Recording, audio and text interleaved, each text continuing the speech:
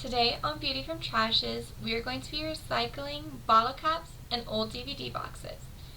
And so what we're going to be making with the bottle caps and old DVD boxes are pins like this. You can also make magnets or buttons, or you can just make them into decorative things for maybe your scrapbook or for other things that you've made. And a good thing to do with like the pins and stuff is put them on bags. I know that that's a big thing now. People like to put lots of pins on their backpacks at school, or they put ribbons on their backpacks too and stuff. And I think that they're really cute on purses. And the reason why I made these pins was it is Breast Cancer Awareness Month, and my volleyball team always has a breast cancer game in October, and so we're going to be having that, and so I made a bunch of breast cancer awareness pins for my team to wear around this month, and I thought that that was really a neat idea to do. And you can make the pins for, you know, anything you want. You don't have to make them for like anything special. You can just make them because they're cute and because you want to recycle something. And yeah, this is my tutorial.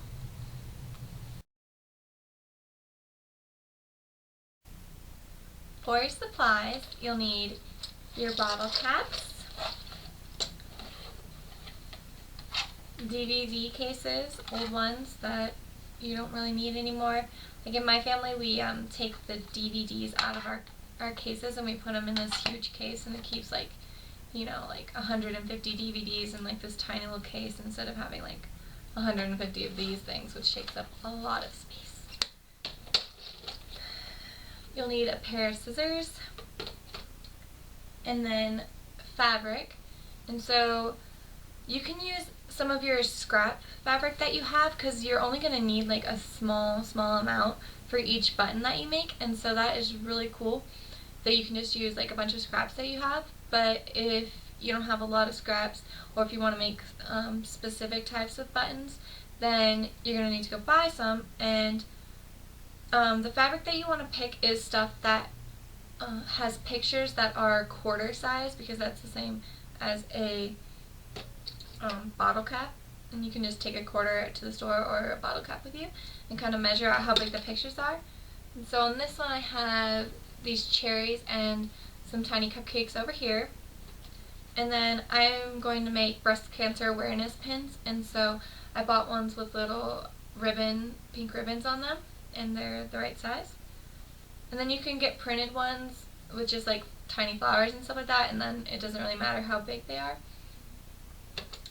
I got these little birds here that are really cute, and they're like the exact right size. I thought that that was so cool.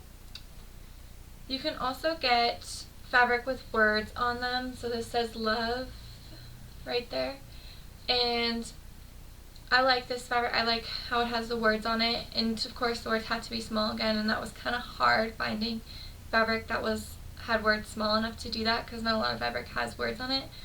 But I really like that that has that on there, so you can look for stuff like that. And I have these, which has peace signs on it and hearts, and that's cute. And then I got these little leaf flower things, and they are adorable. And then what else you're going to need are either some pin backs or magnets, so you could make these as magnets for like your fridge or your locker or something. And then, you know, you have your pins, or you can make them into buttons, and you'll have to just buy button backs for them, and that's a good thing that you can do. And there's multiple things that you can do with these things. I think that they're interesting. And then some optional things for your pins are things that you can decorate it with. And so you can use like ribbon to decorate your pins, or buttons. You can also use sequins, which I love. I use lots of sequins on my pins. And then beads. You can put beads on them, and you can either hot glue your beads onto your pins, or you can sew them. I like the sewing better because I think it looks better, but it's up to you. And then one more kind of mandatory thing would be your glue. And I am using hot glue because I really like hot glue guns. And so then you'll need glue sticks for that. And if you're using hot glue gun, I like to use a board because I do not like getting glue on my desk.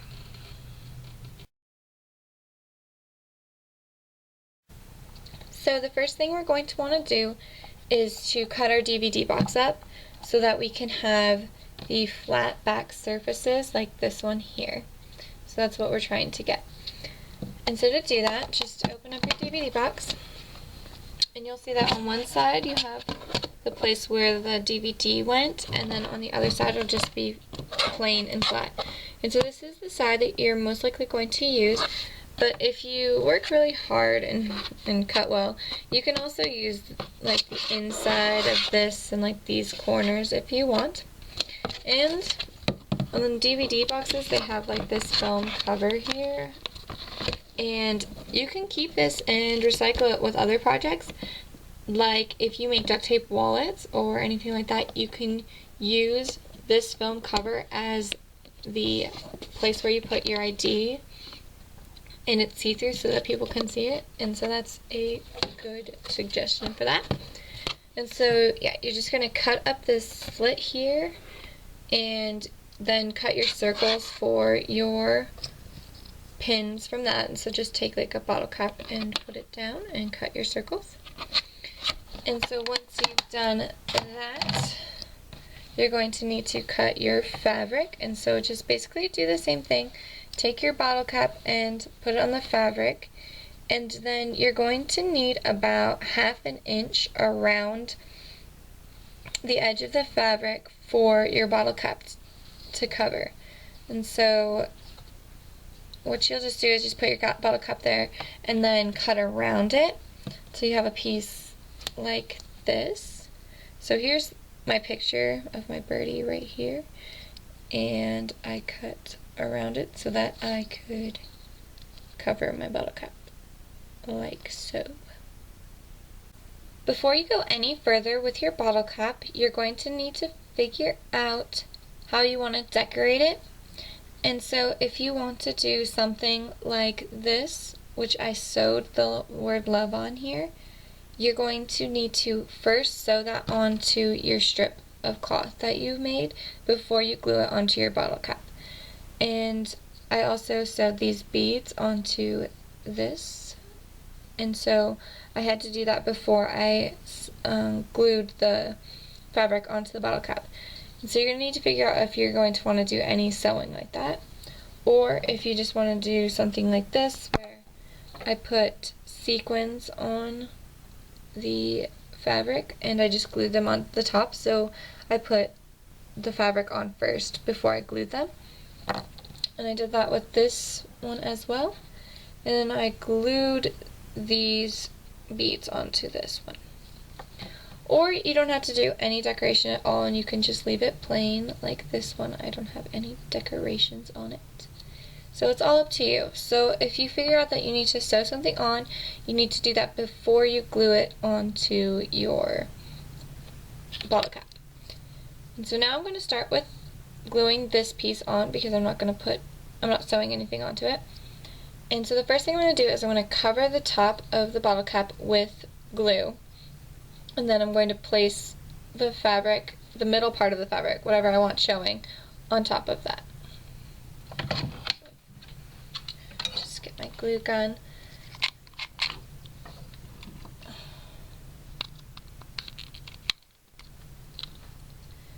And push glue all over it. Take my fabric and place it on it. Just kind of spread it out. Make it all tight. So once you've done that part, you're going to flip it over. And you'll see this. Get your scissors and you're going to cut slits almost to the bottle cap, but not quite all the way. Leave just a tiny itty bitty bit of space so that you don't see the cuts on the top of your bottle cap.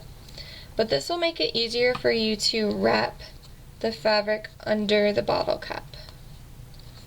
So I slit one like that, and I'm going to slit right here, so it's about 1/2 inch thick, close to the bottle cap, and I'm just going to do that all the way around.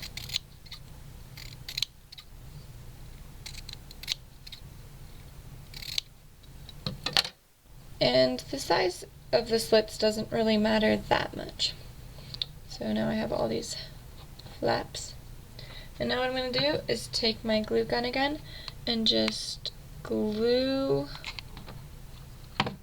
some of the bottle cap and take one of the flaps and push it down tight. You want it to be really tight. I'm going to take my next one, do the same thing.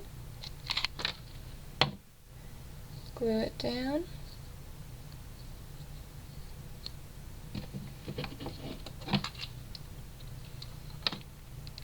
And you're just going to do that all the way around until you get to the last little strip.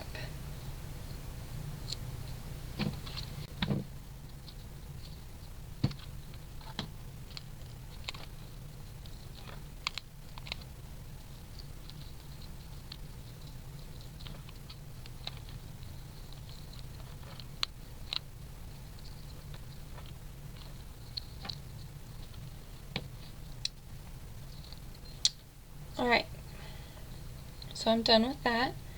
And if you look on your pin, you might see that some of the corners aren't that nice. Like they're kind of fraying a little bit or something like that. So what you can do to fix that is just put a little glue on it. And if you're not scared of getting your finger a little hot, just push the glue down and it'll smooth out those rough edges and it'll get rid of the fray. And you can just do that on all of the things that are like that, all the way around.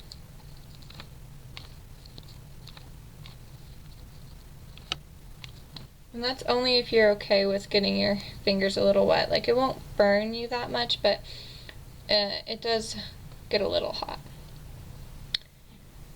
And if you can't do it with your finger, you might be able to get something else to smooth it down with.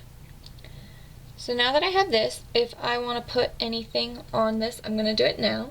So I'm going to put some sequins around the edges of this because I think that sequins are awesome. And so to do that, I'm just going to push a little glue down and get a sequin and place it on. And just do that all the way around. It's quite simple.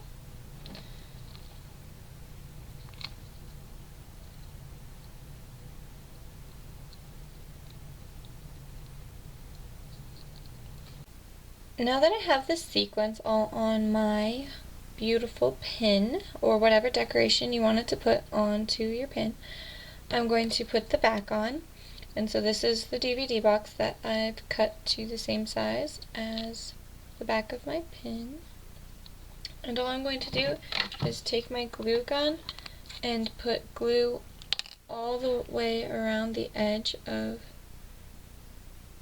my pin. So I put it all the way around. And I'm just going to take that DVD thing and place it on there.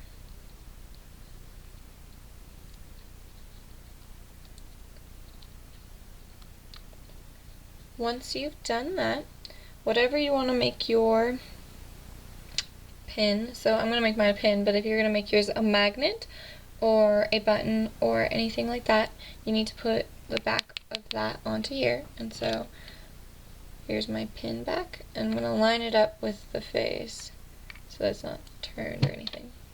And I'm going to glue that on. So that's been glued on. And there's my beautiful birdie face. And I am done.